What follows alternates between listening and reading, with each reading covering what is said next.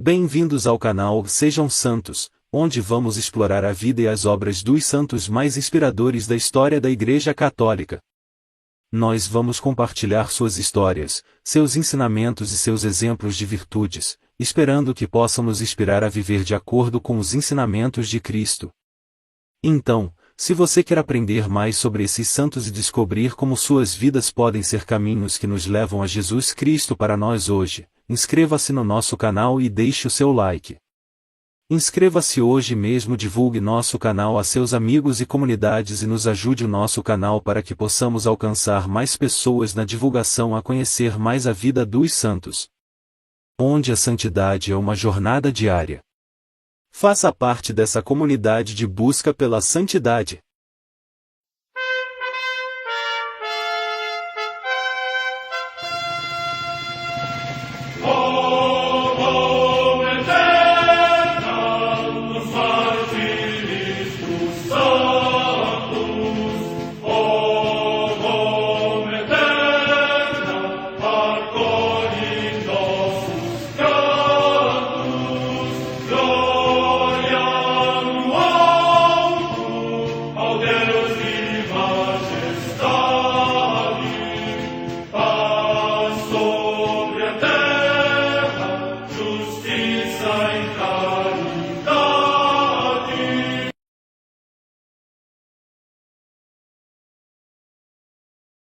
Ler a vida dos santos desperta em nós o desejo de seguir a Cristo.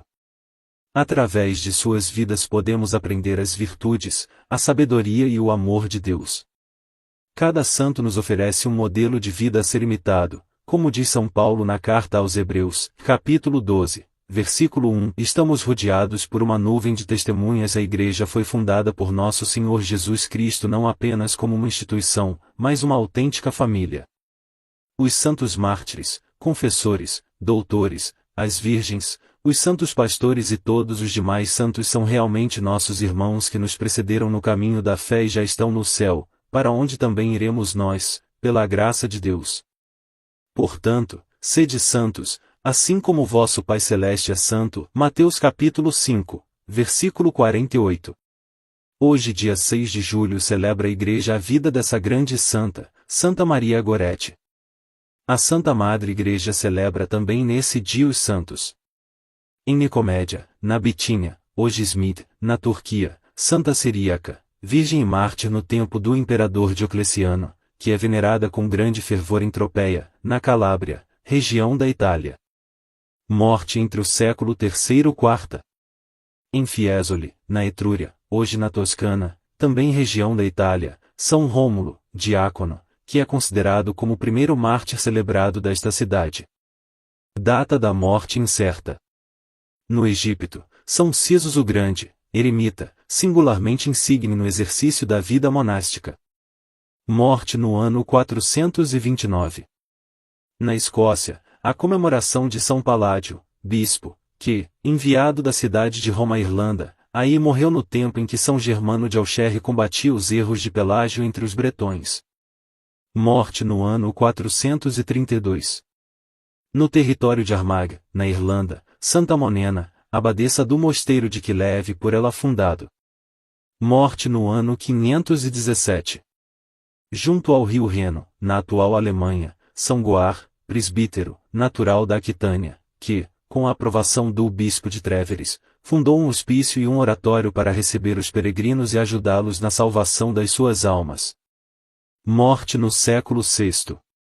No território de Condado, junto ao maciço do Jura, na Borgonha, hoje na França, São Justo, monge. Data da morte incerta. Em Londres, na Inglaterra, São Tomás Moro, que é comemorado no dia 22 de junho, juntamente com São João Fisher. Morte no ano 1535. Também em Londres, o beato Tomás Alfield, presbítero e mártir, que, num primeiro momento, cedeu à tortura e abjurou da fé católica, mas depois de ter sido mandado para o exílio, arrependeu-se e voltou para a Inglaterra, onde, no reinado de Isabel I, por ter divulgado uma apologia em defesa dos católicos, sofreu o suplício da forca em Tibur. Morte no ano 1585. Num barco-prisão ancorado ao largo de Rochefort, na França, o beato Agostinho José Elias Desgardins, monge da ordem cisterciense mártir, que, durante a Revolução Francesa, em ódio à religião foi raptado do mosteiro de Septfontes, e encerrado numa esquálida galera, morreu contagiado pela enfermidade dos seus companheiros de prisão a quem prestava assistência. Morte no ano 1794.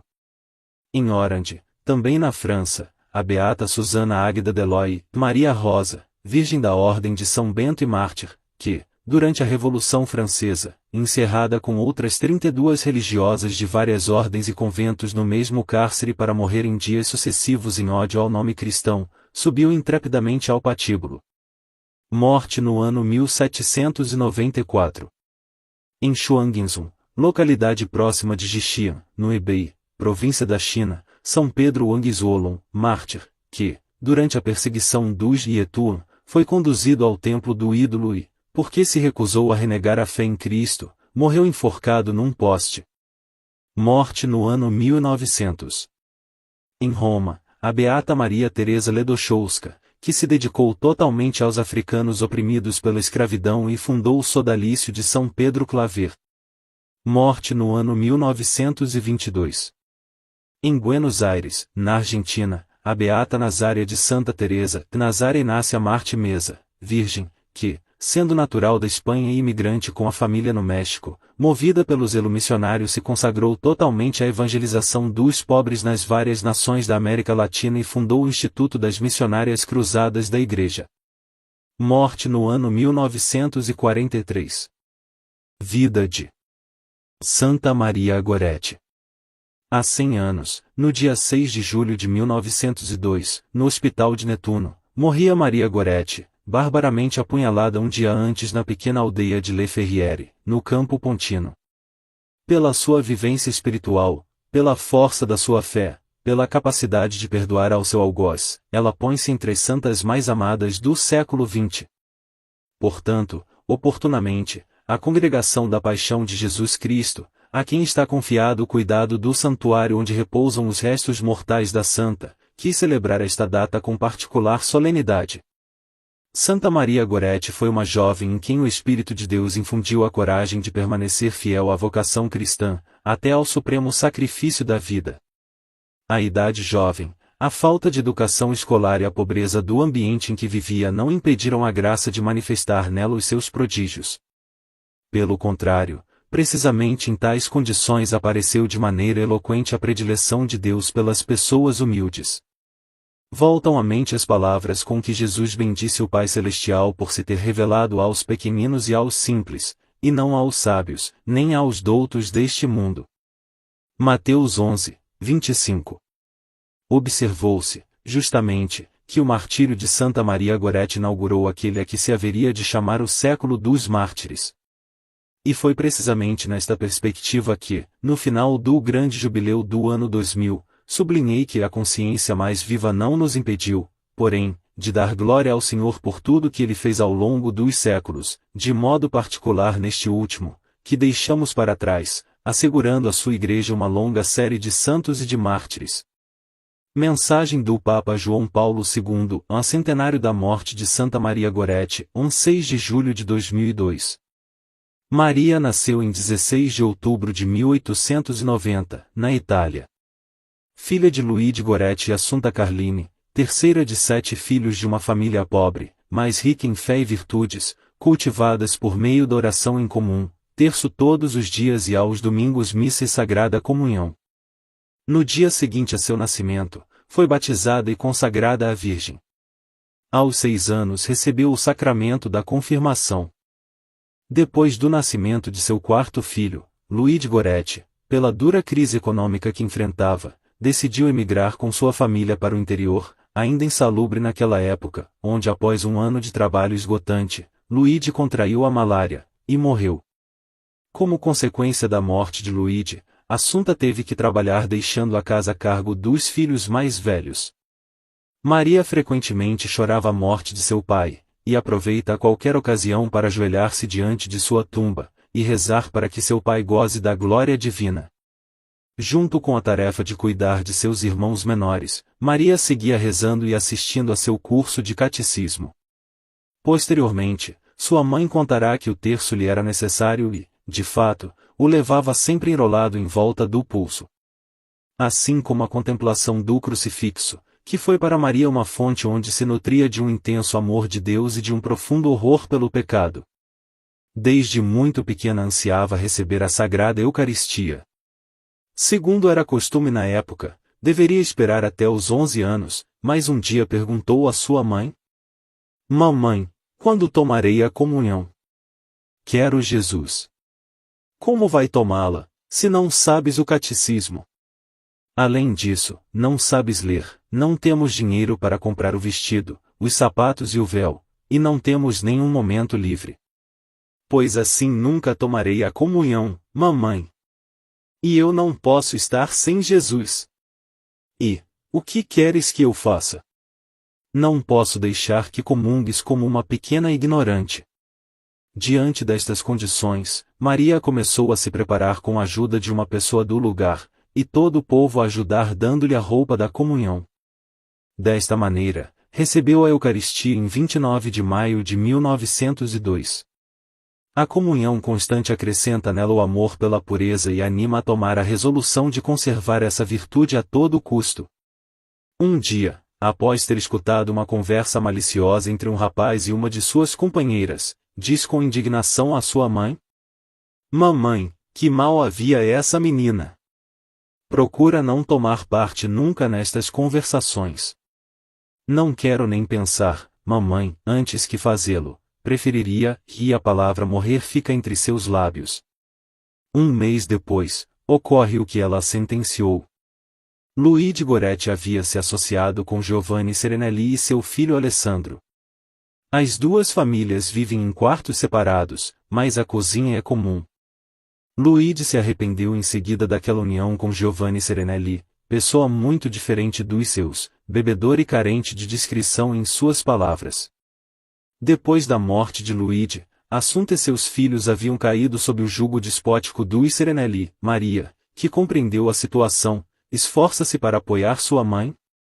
Ânimo, mamãe, não tenhas medo, que já estamos crescendo. Basta com que o Senhor nos conceda a saúde. A providência nos ajudará. Lutaremos e seguiremos lutando. Desde a morte de seu marido, Assunta sempre esteve no campo e nem sequer tem tempo de ocupar-se da casa, nem da instrução religiosa dos menores. Maria se encarrega de tudo, na medida do possível.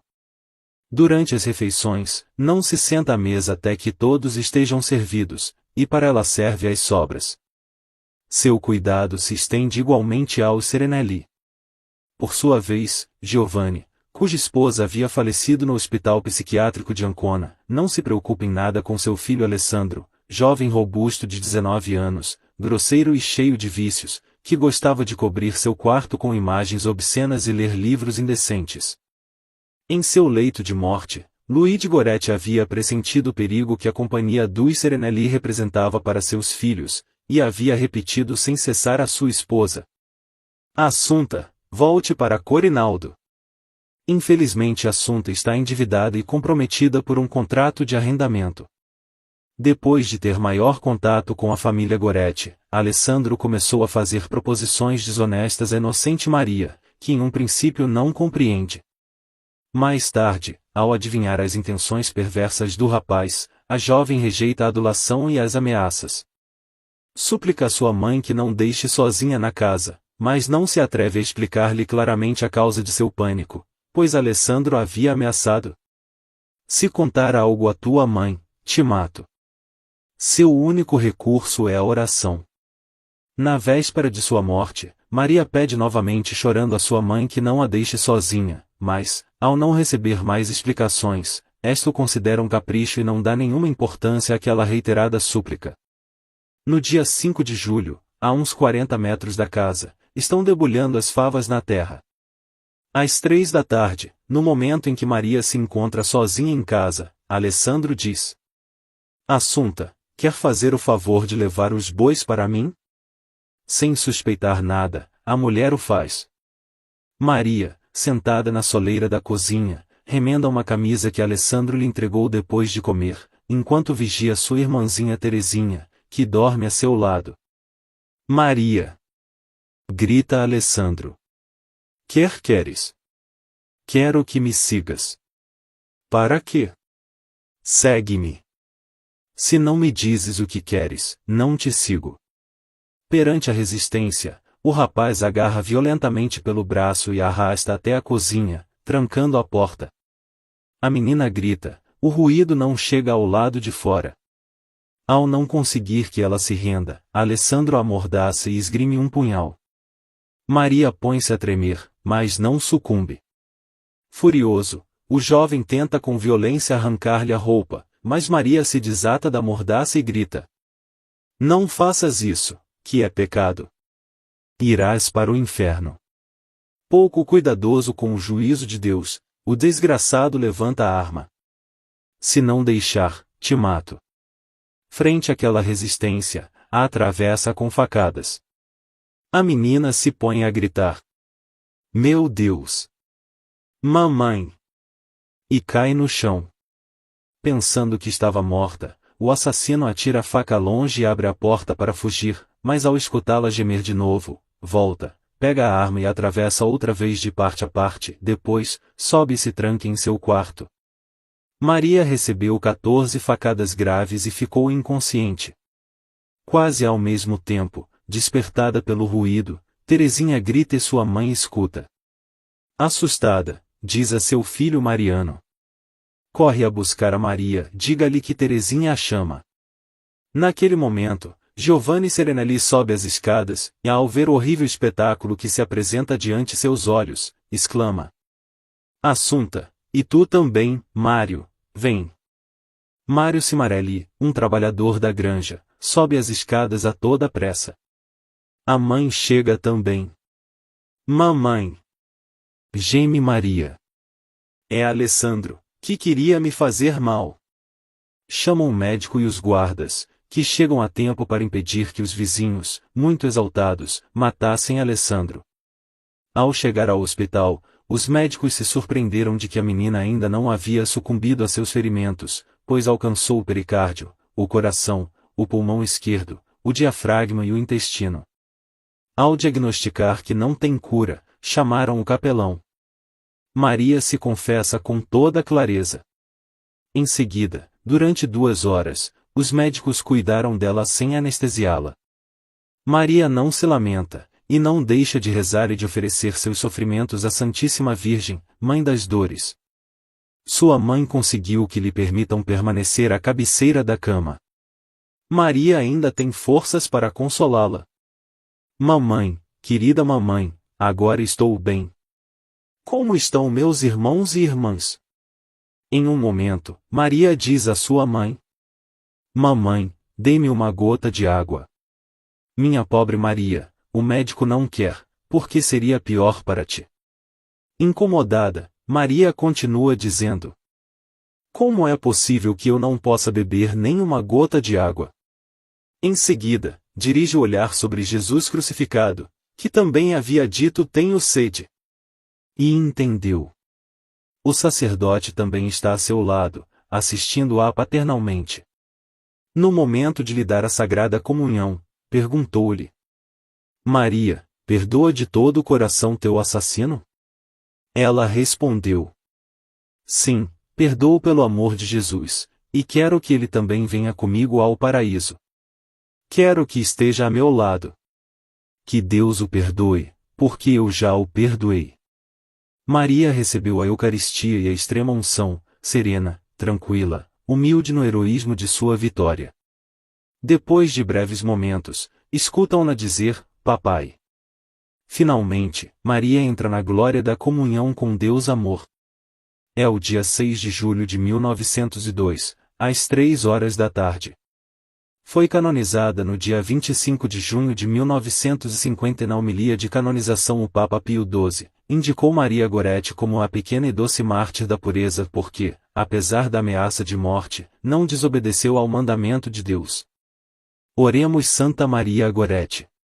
Ó Santa Maria Goretti, que, reforçada pela graça de Deus, não hesitou, mesmo com a idade de 11 anos, em derramar teu sangue em sacrifício da própria vida para defender tua pureza virginal, olhai graciosamente para a infeliz raça humana, que se desvia muito longe do caminho da eterna salvação. Ensinai-nos a todos, e especialmente à juventude, com coragem e presteza, que devíamos fugir, por amor a Jesus, de tudo que possa ofender ou manchar as nossas almas com o pecado. Obtenha para nós a partir de nosso Senhor, vitória na tentação, conforto nas tristezas da vida, e a graça que fervorosamente imploro-te, fazer seu pedido, e possamos desfrutar um dia da imperecível glória do céu. Amém. Santa Maria Gorete, rogai por nós.